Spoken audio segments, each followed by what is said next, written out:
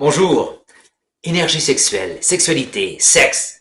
Qu'est-ce que ce sujet évoque en vous? Comment est-ce que votre énergie réagit quand vous entendez une conversation sur ce propos? Ou quand vous en parlez vous-même? Ressentez-vous l'expansion de la curiosité ou bien la contraction de la gêne?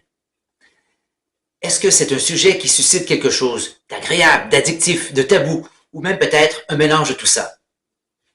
De tous les types d'énergie qu'on peut ressentir dans son corps, l'énergie sexuelle est celle qui est la plus chargée, celle qui contient le plus de bagages culturels, et de loin. Pourquoi? Pourquoi est-ce qu'il y a tant de désir, d'attachement, de cupidité, de fascination, de répression et même d'hostilité autour de cette énergie?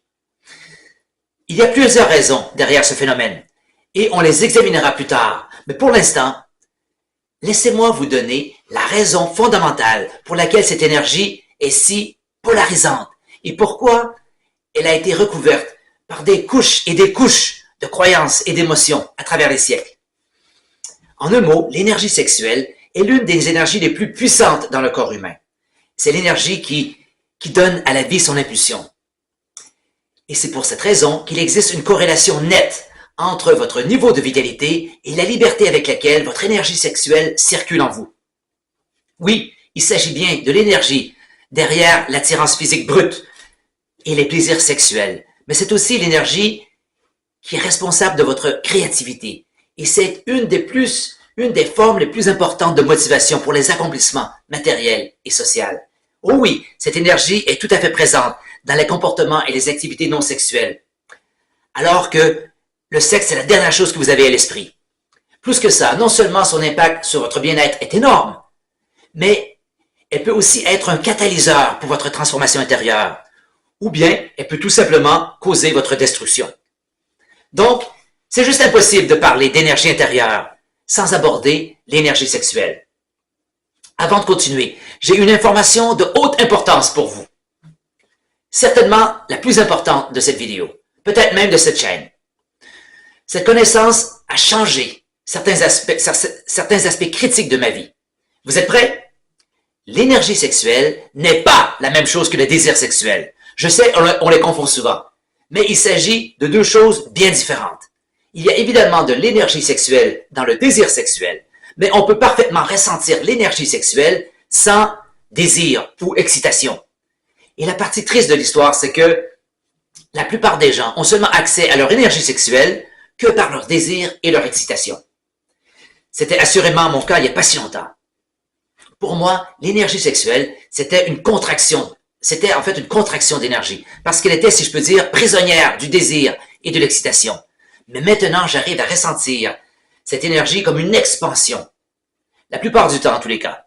Donc, comme vous voyez, on parle de deux sensations opposées ici. Et laissez-moi vous dire, quand vous arrivez à ressentir ou même à faire apparaître votre énergie sexuelle sans apport extérieur ou même mental, c'est une révélation.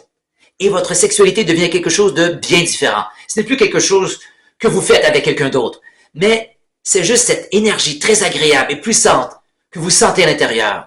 Permettez-moi d'aller plus loin et d'ajouter un truc qui va peut-être vous choquer. Pour les taoïstes, se sentir excité et avoir des pensées lascives est souvent un signe que votre énergie sexuelle est réduite et non que vous en avez un surplus. Autrement dit, il semble y avoir une corrélation inverse entre avoir beaucoup d'énergie sexuelle circulant librement en vous et avoir beaucoup d'envie et de désir sexuel. Le premier est un mouvement d'expansion, tandis que le deuxième en est un de contraction. C'est comme la différence entre avoir faim et apprécier un bon repas, si vous voulez. Ceci explique pourquoi les taoïstes arrivent à faire du sexe un art, un yoga, un rituel, une méditation et même une thérapie. Mais pour les Occidentaux, il s'agit d'un truc vraiment déroutant, n'est-ce pas? Le célèbre enseignant taoïste Mantak Chia le formule de cette façon. L'énergie sexuelle est disponible pour les hommes 24 heures par jour, mais la plupart d'entre eux meurent de faim sexuellement, car ils ne sont satisfaits que pendant les quelques minutes de la relation sexuelle. Maintenant, j'aimerais décrire brièvement cette énergie et donner quelques conseils pour l'accroître. Honnêtement, les sensations puissantes dans votre corps, produites par l'excitation sexuelle, viennent surtout de la décharge intense d'hormones qu'elle provoque.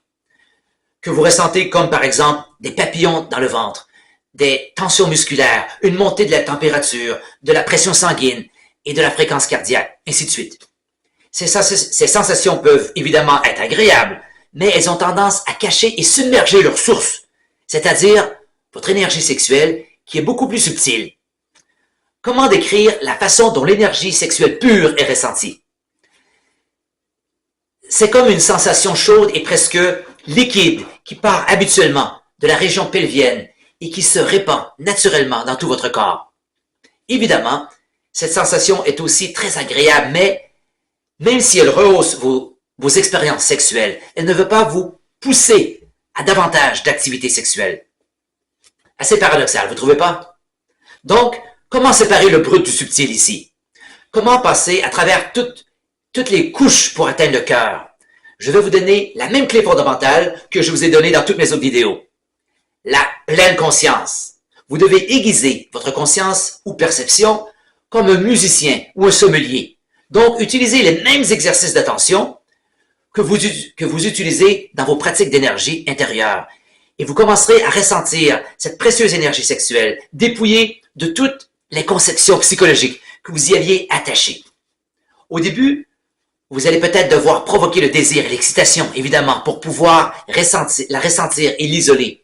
Mais votre excitation ne doit pas être trop élevée. Autrement, elle va submerger les sensations subtiles de l'énergie sexuelle. Une autre chose que vous remarquerez, c'est tous les blocages et refoulements que vous avez autour de cette énergie. Et commencez d'abord par vous occuper de vos blocages mentaux. Par exemple, si vous croyez, même inconsciemment, que le sexe, c'est une chose mâle ou sale, vous allez devoir régler ce problème à la racine en premier. Et le fait d'augmenter votre perception interne va automatiquement répondre à notre deuxième question ici, qui est la manière d'augmenter cette énergie. Eh bien, en devenir plus conscient, lui porter plus d'attention et dégager vos principaux blocages va nécessairement augmenter le flot de cette grande énergie.